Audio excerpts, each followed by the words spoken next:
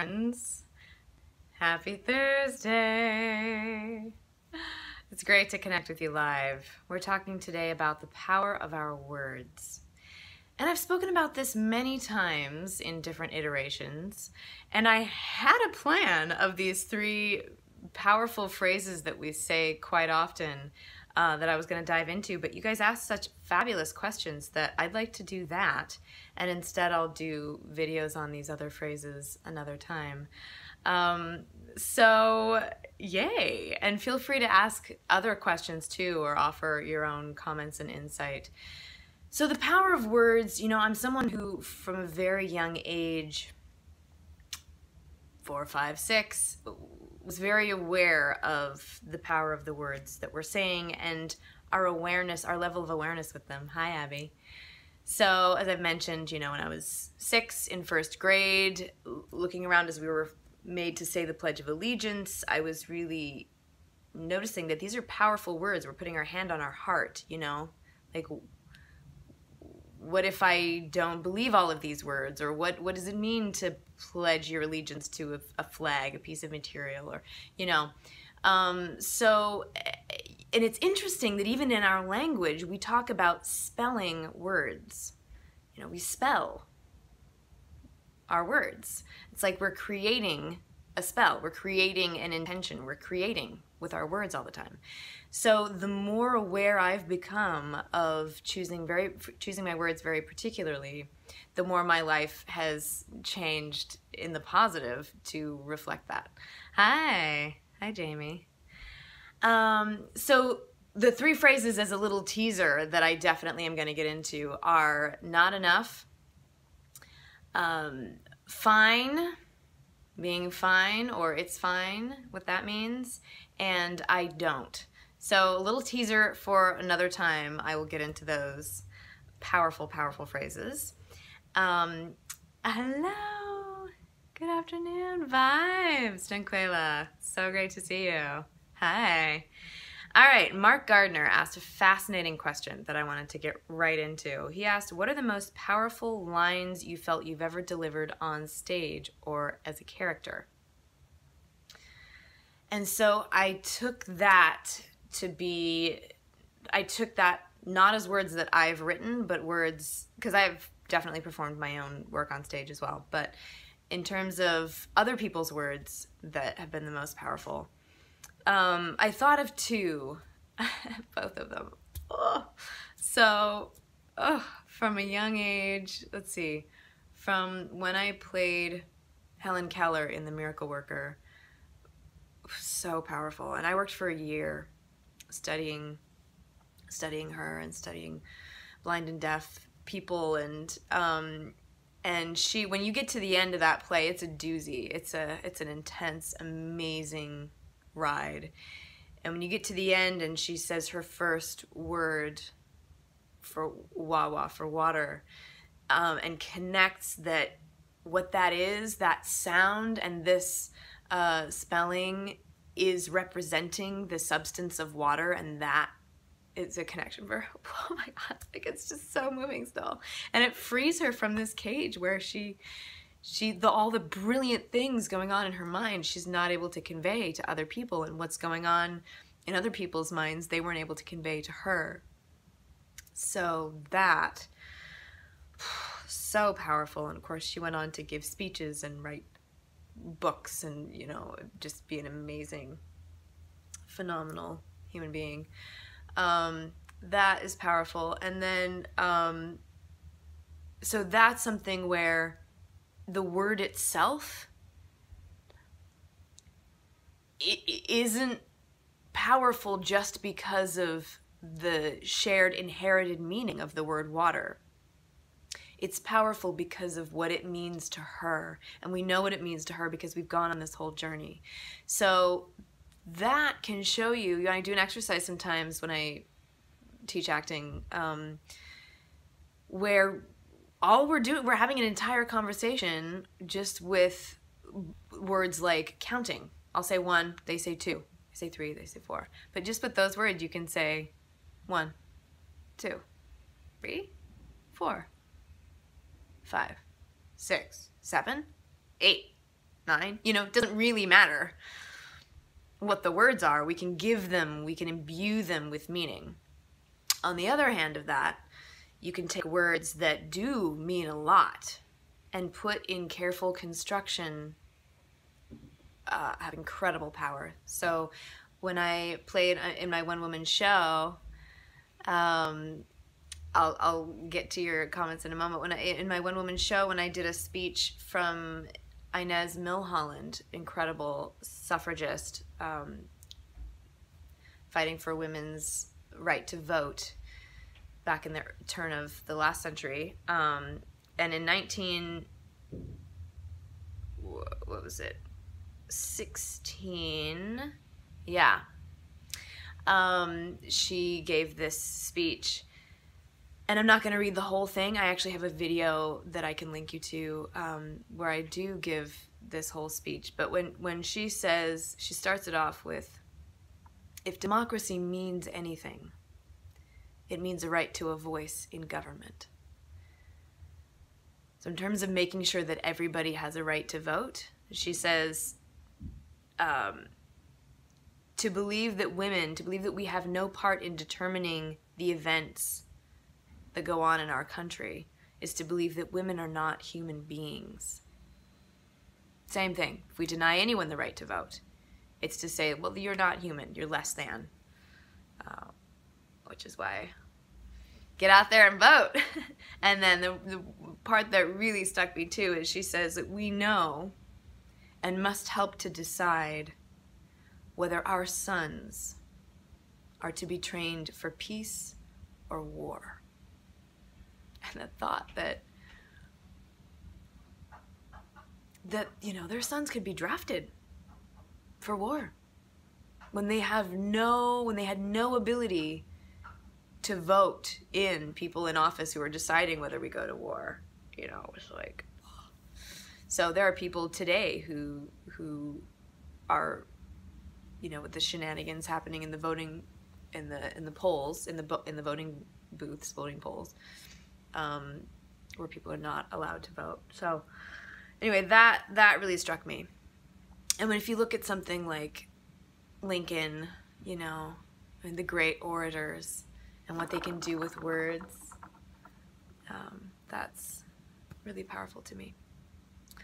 So I love words. I love words. Let me get to some of the things that you all are saying.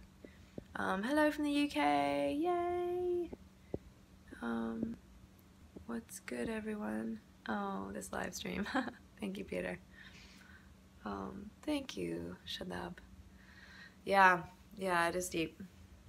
It is deep. Abby asked, what's a quote that has inspired or encouraged you in your career? And there have been many, but one, well, here's two. I was reading an interview, or maybe I heard it. I can't remember. I feel like I saw it, but anyway, it was probably reading an interview with Steven Spielberg, who said that he always gets the Spilkes. And the Spilkes, you know, I just did a collab video with Bim Bam, and I got to learn some awesome Yiddish words, but the Spilkes is one of those Yiddish words, and it means the stomach nerves.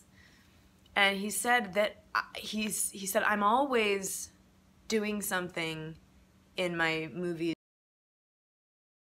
Back! Yay! Oh, good. That was my agent. I have to get back to them soon, so we'll keep this short. But he said, I'm always doing, Steven Spielberg was talking about getting the Spilkes. He said, I'm always doing something in my films that I've never done before, and then I don't know whether it'll work. And that just made me so happy, because I get the Spilkes too. I'm all, and again, that's my agent. I'm so grateful to be a working actor in Los Angeles. Thank you to my agents. Back to you. Yeah, so that was incredibly powerful to me, because I thought, here, if Steven Spielberg, you know, one of the greatest filmmakers of all time, gets nervous, then it's okay if I get the Spilkes, and because I'm always pushing the envelope too. So yay. And then another one was from Tina Fey's book, Bossy Pants, and she quoted Lorne Michaels, who said, "The show doesn't go on because it's ready. The show goes on because it's 11:35, which is the time that Saturday Night Live starts." And he's the creator, of course, of SNL. And so that was helpful too, because we can get to a point where we never feel quite ready, and it's like you just set the time and you go and you do it and you learn along the way, and I love that. That's fabulous. Any other questions? Mark is quoting Nathaniel Hawthorne, "Words, so innocent and powerless as they are, as standing in a dictionary." Sorry, trying to read. "How potent for good and evil they become in the hands of one who knows how to combine them." Yeah, interesting. To Lena, "I love you so much." Oh, love back. "I live in Chile and work with ESL students and have been using your accent videos for years. I can't believe." Yay! Hi! Hola! Oh, much love to you and your students. Thank you. James asked, "What are your favorite slang terms to use when you're using a different accent?" So, you know, that depends, of course, on the accent, but one of my favorites for jargon is Aussie, because they've got amazing jargon. So, some of my favorites, although there are many, I love how they call coins shrapnel. It's just like, oh yeah, I'll just get rid of some shrapnel. I love how they call wine in a box, you know, like we have Franzia here in the US, which to me feels like it would be sort of like Franzia. And they call it cask wine. So the wine that comes in a box in Australia, they call it goon. Goon. I think that's a brilliant name. And then there are characters like Tiffany with an I-E-Y. Why? Because it's better.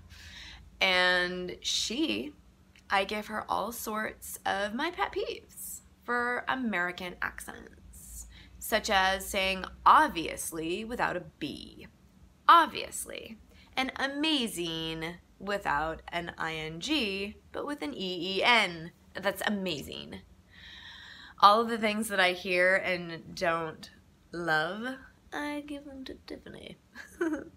What else does she use? Super excited. That's not something I picked up from anywhere. That's something that she invented. But there's one too. Invented instead of invented. So, yeah, it's fun to play with language. And some of the new things that come in, I adopt and I enjoy them.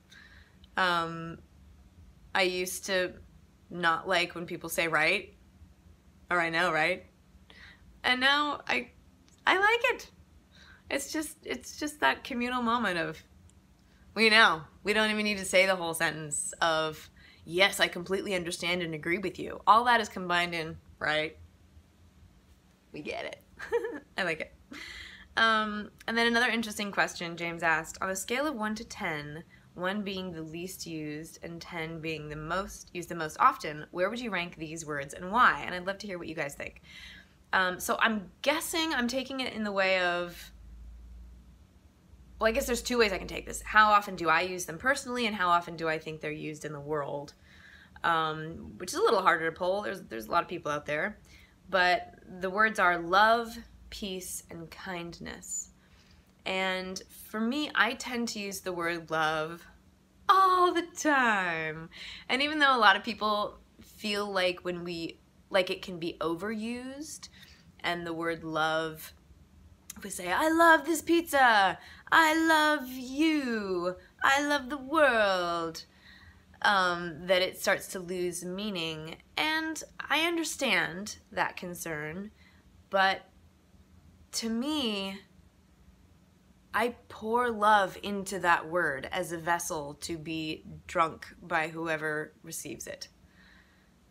So if I love a piece of chocolate or something, I'm filling that word with the amount of feeling I have for dark chocolate, which is substantial.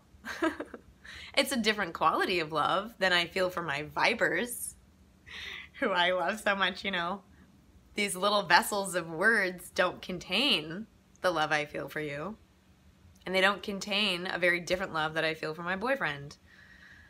But I still use that word because it's the word that we have. And that's why we can combine it with different words like, I love you infinite much, which still is some sort of unquantifiable quantity. So, yeah, I use that a lot because I feel like that to me is a root. And the more love that I am experiencing and sharing and giving and putting out in the world, and some of these special things is when I give it, I experience it. You know, we taste, we eat the words that we speak with our mouth. We do. So what am I building myself with? I build myself with love. And that I feel that these other words come really in response to that. Peace. Peace comes when there's love, when we are loving each other. And vice versa. Love comes when there is peace too. But peace can feel like a really complicated concept to the mind. Like, how are we going to have peace in warring nations?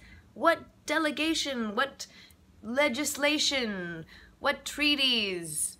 You know, it can just feel really complicated, and it can also feel very simple of being at peace with myself. And to me, a great way for this brain and body is to start with love. Same thing with kindness. And in a lot of Buddhist traditions, they speak of loving kindness. And to me, that's like, kindness you can think of as a way to express love. That when we're being loving, we're being kind. And it's a word that I didn't used to use very often because it seemed like, I don't know, kind of a wishy-washy word, but learning more, listening to Pema Chodron or reading her work, or other Buddhists, just being kind to yourself, you know? If you feel like you can't love yourself or there are things that you don't love yet about yourself, start with kindness.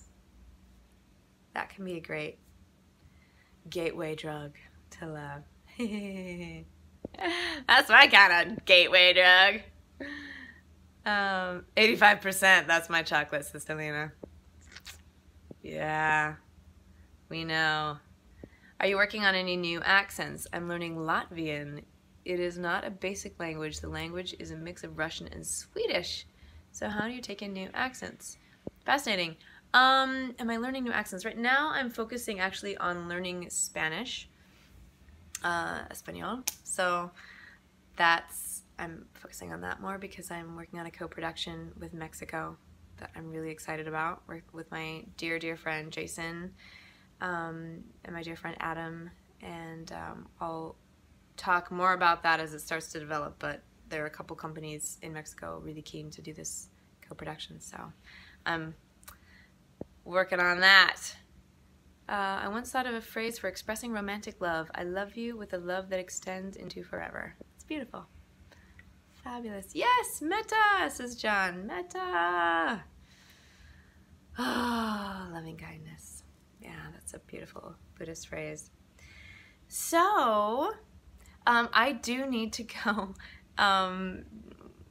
address this fabulous audition that just came in. But feel free to write your comments below. You know, it doesn't save, unfortunately, the things that you write here. It doesn't put them in the comments below. So, yay, Chilean Spanish is lots of fun. Cool.